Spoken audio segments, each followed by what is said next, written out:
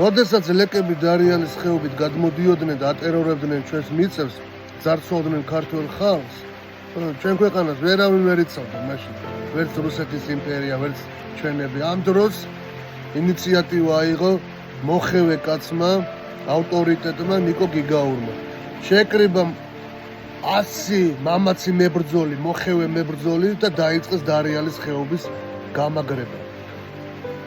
ამდენი წლის განმავლობაში ყოველ დღე და ღამე უწიდნენ მტეებს, რომ გადმოსულიყვნენ.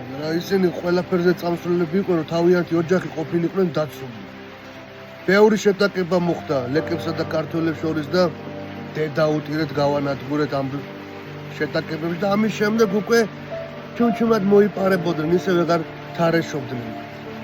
და 1921 წელს უკვე, როდესაც რუსეთ-საქართველოს შორის მოხდა ომი, ერთმა რუსმაც კი ვერ გადმოდგა ფეხი დარიალის ხეობის მეშვეობით. რა ისე გულანთები და მაგრად იცავდა ეს 100 კაცი დარიალის ხეობას. რა და ეხლა რისი თქმა მინდა? თერმოპილეს ბრძოლა 300 სპარტელი ყველა მიწის და მთელი ჩვენ ისტორიის წიგნებში იწერება. ამ 100 კაცის შესახებ ხო არაფერი არ იციან ჩვენ მოსწავლეებმა, ჩვენმა მომავალმა თაობამ.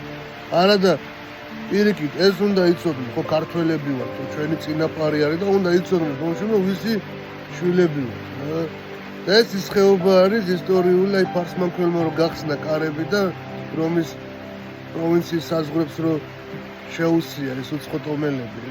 ამის შემდეგ მოლაპარაკებები რო წავიდა, ოღონდ ეკარები ჩაკეტდა და მიგვიქცია ყურადღება და დაუმეგობრდეთ.